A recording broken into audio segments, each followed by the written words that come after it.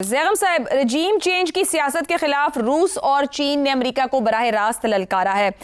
سر جنگ کے بعد زبانی کلامی مذمت اور ابھی ایک اور جنگ کی وہ مذمت کر رہے ہیں کھڑے ہو کر۔ کیا اب کی بار چین اور روس لانگ ٹرم بنیاد پر امریکہ کو سفارتی اعتبار سے مطلب یہ کہا جائے کہ کسی نقصان کا باعث بن سکتا ہے یہ سب کچھ امریکہ کے لیے، جس جگہ پر آج امریکہ کھڑا اور جو کچھ روس اور چین کہہ رہے ہیں اس کو؟ عائشہ، سب سے پہلے ہم دیکھتے ہیں روس اور چین نے کیا کہا ہے۔ انہوں نے لفظ استعمال کیا جنگل کا قانون، جی، اور جنگل کے قانون میں ان کا اشارہ تھا جس کو کہتے ہیں ہوبیسین آرڈر، یعنی ٹامس ہابز نے، جو ایک بڑا مشہور فلاسفر ہے اور سیاست کی تاریخ میں، سیاست میں یہ مشہور ترین یہ جملہ ہے، ترکیب ہے، اس نے کہا تھا کہ جنگل میں ایک ایسا قانون ہوتا ہے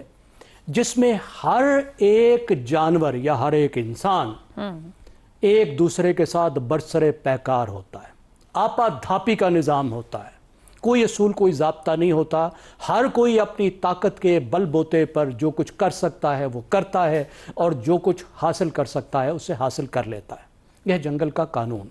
ہوبیسین آرڈر، ٹامس ہابز کی ترکیب، تو ان کا اس کی طرف اشارہ تھا۔ تو وہ کیا کہہ رہے ہیں کہ دنیا ایک ایسے مرحلے میں داخل ہو رہی ہے جس وقت دنیا میں قوانین باقی نہیں ہیں، جو قوانین تھے، جو اصول تھے، جو ضابطے تھے، وہ ختم ہو رہے ہیں اور ہر کوئی آپا دھاپی میں لگ گیا ہے، جس سے دنیا کو بڑا خطرہ ہے اور دنیا کو اصولوں کی ضرورت ہے، دنیا کو رول بیسڈ آرڈر کی ضرورت ہے۔ تو ایک طرف تو ان کا اشارہ یہ ہے کہ دنیا میں رول بیسڈ آرڈر جو ہیں وہ ختم ہو رہے ہیں اور کوئی رول بیسڈ آرڈر جو بننے چاہیے تھے وہ نہیں بن پائے۔ اب دیکھیں کیا وہ رول بیسڈ آرڈر، وہ جو اصولوں کا نظام تھا جس کی بار بار بات کی جاتی ہے، وہ کیا ہے؟ ظاہر ہے دوسری جنگ عظیم کے بعد جو بانی تھا اس نظام کا وہ امریکہ تھا، جو اس کا رکھوالا تھا وہ بھی اس کا امریکہ تھا۔ اب امریکہ کیا ہو گیا؟ اصول چھوڑ کر اس نے کیا بن گیا ہے؟ وہ ٹرمپ کے لیے ایک لفظ خود امریکہ میں جو استعمال ہوتا ہے، اور فارن پالیسی میگزین، جو فارن افیئرز میگزین ہے، امریکہ کا سب سے معتبر جو بین الاقوامی تعلقات کا میگزین ہے، جو بہت قریب ہے امریکہ کی اپنی جو ان کی اسٹیبلشمنٹ ہے اس نے یوز کیا لفظ پریڈیٹری ہیجمان، ایسی قوت جو دوسروں پہ قبضے بھی جمانا چاہتی ہے، جو دوسروں کی ساتھ بدماشی بھی کرنا چاہتی ہے اور کچھ دینا نہیں چاہتی بلکہ ان سے چھیننا چاہتی ہے۔ یعنی امریکہ جو ہے وہ دنیا سے وسائل بھی چھیننا چاہتا ہے اور ان پر دھونس اور دھاندلی بھی جمانا چاہتا ہے ایک ساتھ میں، بجائے اس کے کہ جب وہ اصولوں کا رکھوالا تھا، کچھ دیتا بھی تھا کچھ لیتا بھی تھا، اس کا اپنا خیال تھا کہ وہ بینیولنٹ ہیجمان ہے، اپنی طاقت وہ ضرور استعمال کرتا ہے لیکن اپنی طاقت امریکہ دنیا میں اصولوں کو قائم رکھنے کے لیے استعمال کرتا ہے اور اپنی جیب سے وہ کچھ خرچ کرتا ہے۔ اس کے کچھ ثبوت بھی تھے۔ افغانستان میں اس نے 20 سال قبضہ کیا لیکن جیب سے $2.5 ٹریلین خرچ کیے، درست ہو گیا، $150 بلین اس نے افغانستان کی حکومت کو دیا۔ تو اس نظام کے جو 3 حصے تھے، یعنی اس کا ایک سیاسی نظام تھا جس کی سب سے بڑی چیز جو تھی وہ اقوام متحدہ تھی، پھر اقوام متحدہ کی سیکیورٹی کونسل تھی جس میں 5 بڑے تھے، وہ 5 بڑے بیٹھ کے فیصلہ کرتے تھے۔ اس وقت جو جنگ چل رہی ہے، سیکیورٹی کونسل کہاں ہے؟ کہیں نہیں، ٹوٹلی ایبسنٹ ہے۔ سیکیورٹی کونسل کے کام کا ایک بڑا حصہ پاکستان جیسی ایک مڈل پار کر رہی ہے، آگ بجھانے کا کام۔ اقوام متحدہ فارغ ہو گئی۔ اس کے بعد دوسرا اس کا حصہ کیا تھا؟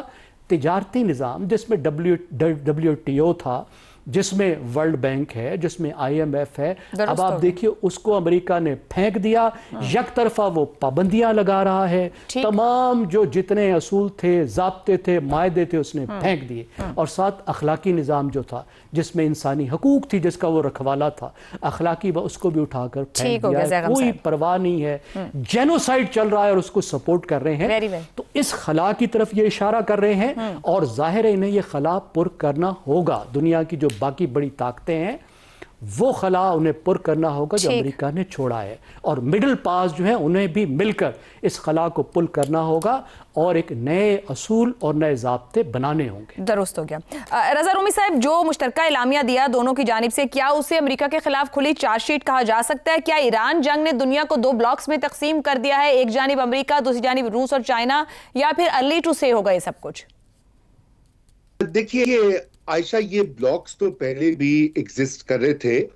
اور لیکن اس قدر شارپ ڈویژن جسے کہا جاتا ہے وہ اس جنگ کی وجہ سے ہی سامنے ابھر کر آ رہی ہے، اور اس کی وجہ یہ ہے کہ یہ والی ایران کے اوپر جو حملہ ہے اور اس سے قبل وینیزویلا کے اوپر جو کارروائی کی امریکہ نے،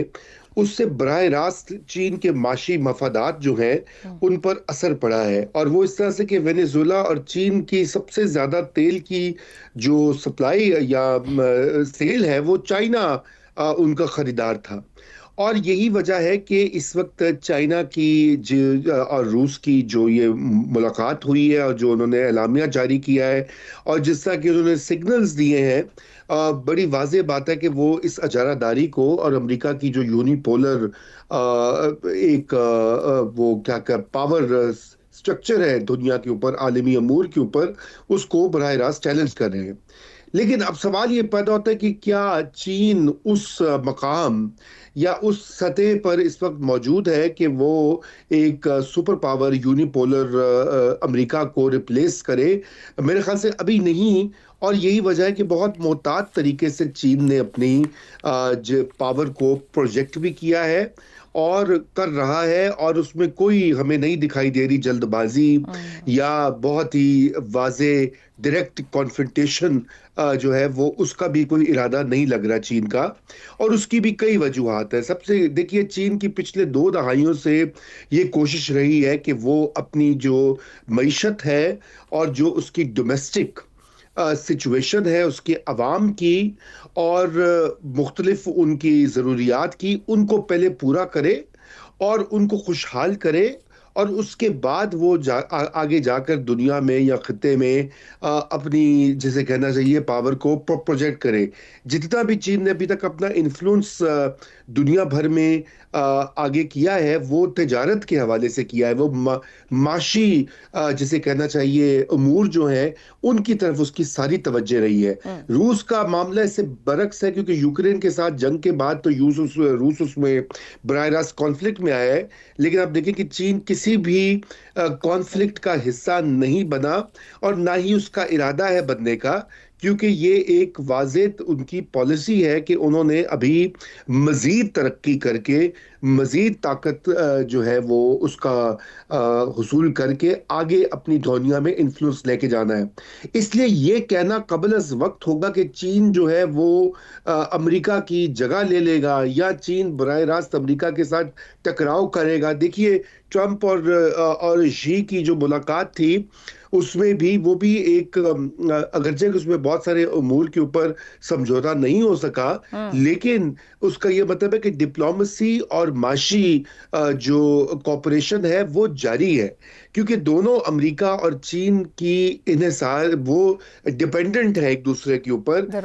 چین کی جو ایکسپورٹس آتی ہیں امریکہ سب سے بڑا خریدار ہے ان کا، اور اسی طرح امریکہ کو چین سے اور چین کو بھی امریکہ سے